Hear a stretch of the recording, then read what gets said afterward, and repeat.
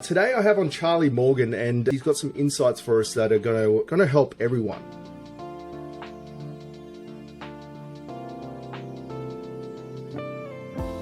You've done a lot of sales now. All the experience you have is based on just hitting the pavement, basically. What was that inflection point for you in learning to sell in your sales journey that went from, I'm only closing a little thing, to being like, actually, I'm seeing into the matrix now and I really understand what this is about? And I was working for a small marketing agency based in the southwest of the UK. And I would make roughly 200 cold calls, 250 cold calls every day. It sucked. I hated the job. I really didn't enjoy it. And after that, I thought, you know what, sales is not for me. It later transpired to me that I was bad and didn't enjoy it, and it sucked at it because I had no belief in what I was selling. Right, the social media management services that I was supposed to be convincing people to buy, they sucked, quite frankly, and I didn't believe in them. I went on then to start my own agency where I continued to sell, and I noticed it wasn't like a huge increase, but I started to get better at sales because I actually knew that if I signed the person, I was responsible for their results. And at that point, when I started, I didn't have massive confidence in my ability to deliver, but I had massive confidence in my values and integrity. And I knew that if someone gave me their money, I would stay up until 5 every morning to make sure they got what they wanted. And then basically, once I partnered up with Bo, I knew that Bo had a product that was just unbelievable. It's kind of like a 3-stage process. I sold something I didn't believe in. Then I sold something I kind of believed in. And then I sold something that I knew worked. And that was when I started seeing the matrix. The real turning point was when I was now responsible for these prospects. So if we were talking to gyms, which is what the marketing agency served, if I was talking to someone, if I knew that our product could completely change their life, right, what started to happen as I realized that is I started to take sales way more seriously. I became way more diligent with listening back to calls, and it was no longer about closing deals and making money. It was more about changing lives.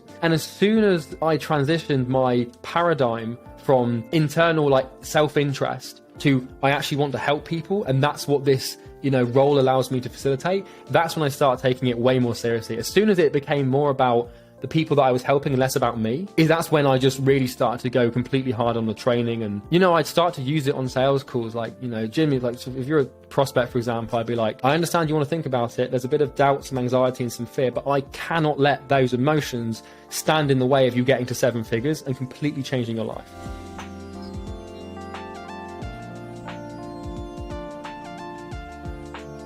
How did you get from not having any experience really running a business to where you are now running these businesses and teams and things like that? What were the inflection points in that process? Identity is the key. I think it starts with ambition, and it starts with very personal negative emotions towards myself. Most of my early success drive and will came from self-hatred, and I'm lucky that happened.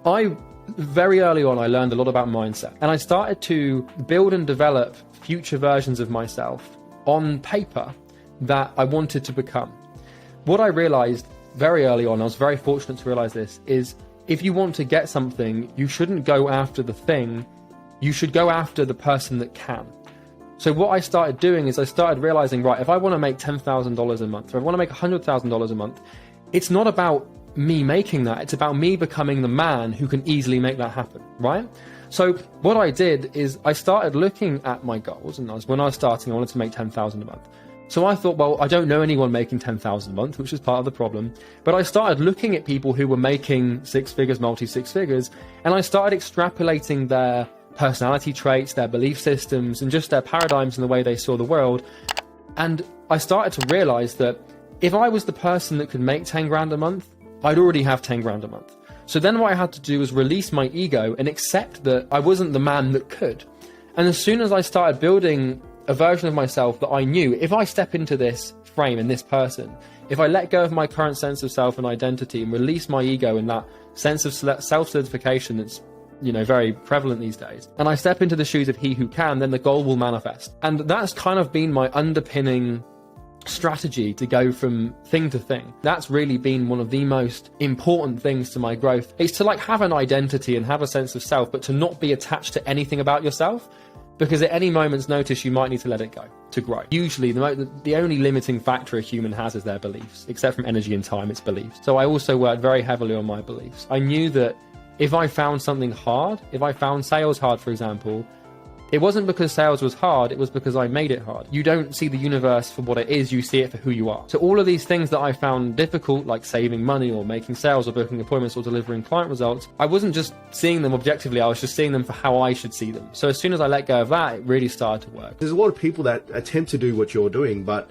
they basically just try and turn into someone else. You know, wholesale. Yes. They'll go, oh, I want to be Grant Cardone or Sam Ovens because I want to make $1 billion, and they just try and dress like him, be like him, mirror them, right?